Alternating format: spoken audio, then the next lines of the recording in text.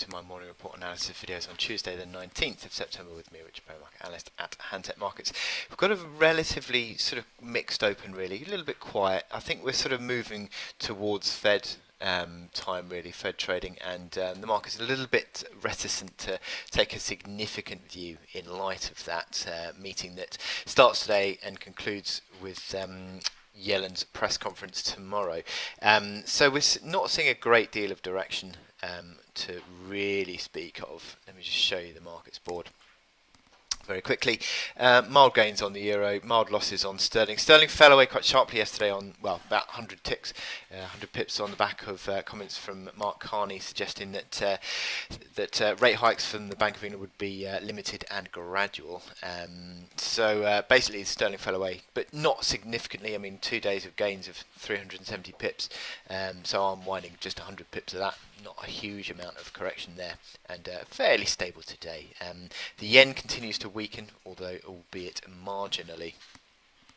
And it's interesting that gold has sort of stabilised again, now up above 1300. So the markets, I think, are preparing really for the Fed. But what we have seen is this sharp move higher in Treasury yields, which have broken down trends on the 10-year, going from 202 up towards 222. So 20 basis points of increase in just over a week on that 10-year.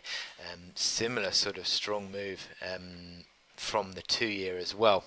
And we've seen that the dollar has strengthened on the back of that, but just sort of consolidating in the last few days as the euro has sort of stabilised again. But yeah, nothing too significant in terms of market direction. Certainly on the equities, it's marginally corrective. You're seeing FTSE 100 outperforming on the sterling weakness. And that comes despite the fact that the S&P 500 went to further all-time highs yesterday. But generally speaking, markets sort of beginning to settle, I think, in front of the Fed, which is tomorrow.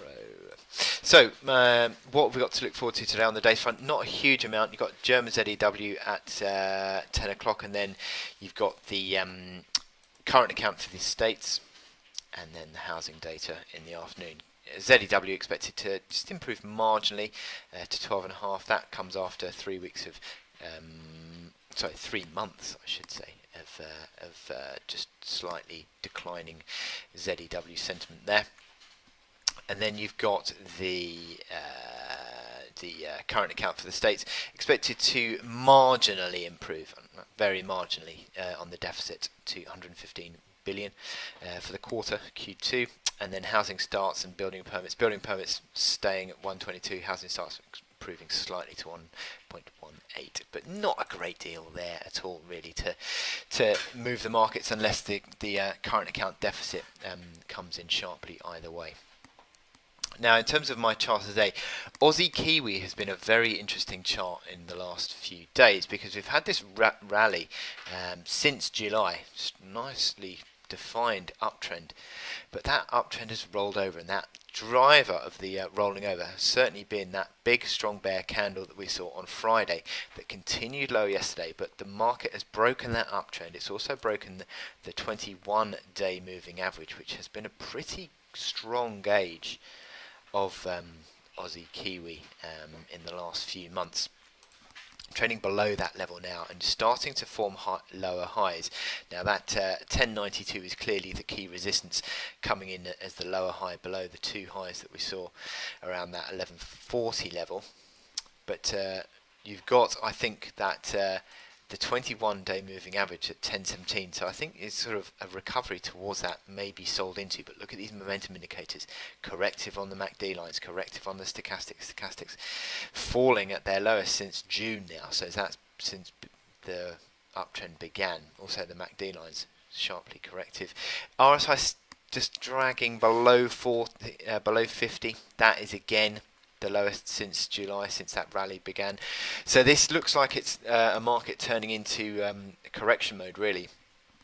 23.6% fib level is 109.60, basis of support really in the last couple of days, trading bang on there now. So if you close below 109.60, theoretically that starts to gain traction, I think, towards 38.2%, which again is a basis of support as well. So a move back towards 108.50 could easily be seen on this on this Aussie Kiwi cross here. So I think a little corrective move, certainly not within the realms of possibility. That does make sense. Is perfectly within the realms of possibility, I should say.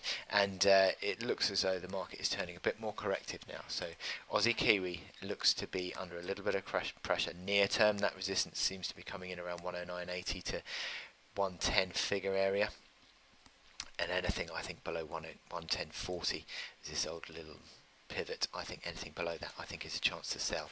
So I wish you good luck in your trading today, and I'll speak to you later. Thank you.